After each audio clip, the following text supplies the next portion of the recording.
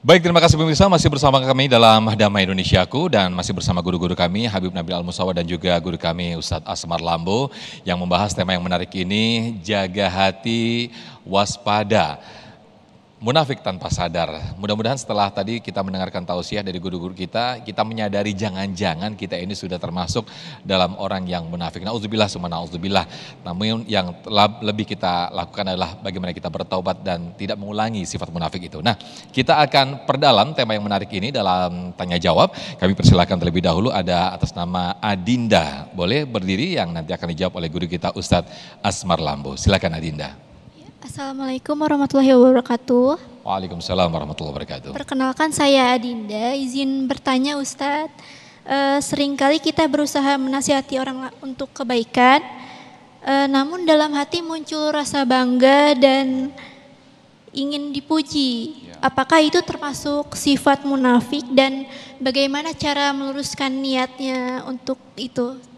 Terima kasih. Wassalamualaikum warahmatullahi wabarakatuh. Waalaikumsalam warahmatullahi wabarakatuh. Ketika kita menasihati orang, ada rasa bangga dan juga mungkin ada sedikit ujub. Ini bagaimana? Apakah ini termasuk ciri-ciri orang munafik, Ustadz Asmar? Silakan.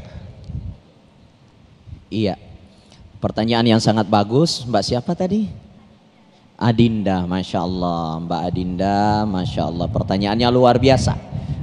Kita ini kadang senang memberikan nasihat kepada orang lain, ya.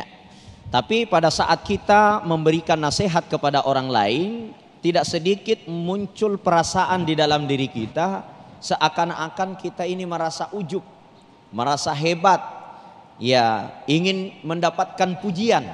Wah, saya ini orang baik, bisa memberikan nasihat yang baik.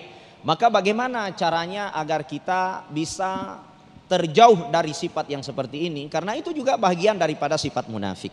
Siapapun orang itu bisa masuk kategori orang munafik tanpa dia sadari. Ini sangat lembut memasuki diri setiap orang. Maka dari itu untuk menghindari itu, satu, kita harus ikhlasun niyah fi kulli amalin, meluruskan niat kita di setiap apa yang kita lakukan. Itu yang paling utama. Maka kitab-kitab para salafus saleh itu dibuka dengan kalimat innamal a'malu binniyat. Setiap amal-amal kita itu tergantung dari niatnya. Makanya niat dulu kita luruskan. Yang kedua, menjadikan setiap petunjuk itu minallah. Itu yang harus kita yakini, bahwa orang yang mendapatkan hidayah bukan karena kita memberi nasihat. Iya.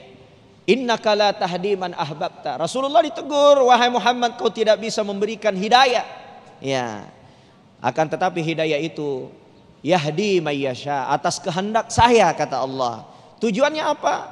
Agar kita bisa mengambil pelajaran bahwa kita ini bukan siapa-siapa kecuali atas hidayahnya Allah. Jadi kita luruskan, luruskan dari niat kita, kemudian menanamkan keyakinan bahwa hidayah itu datangnya dari Allah. Mulut kita pun, lisan kita pun tidak bisa memberi nasihat tanpa hidayah dari Allah Subhanahu wa taala. Seraya yang terakhir, kita memohon perlindungan dari Allah agar kita terjauh dari merasa ujub, merasa lebih baik, merasa hebat, merasa orang yang baik karena bisa memberi nasihat. Mudah-mudahan Allah berikan hidayah kepada kita semua. Amin. Terima kasih Ustadz Asmar Lambo atas jawabannya.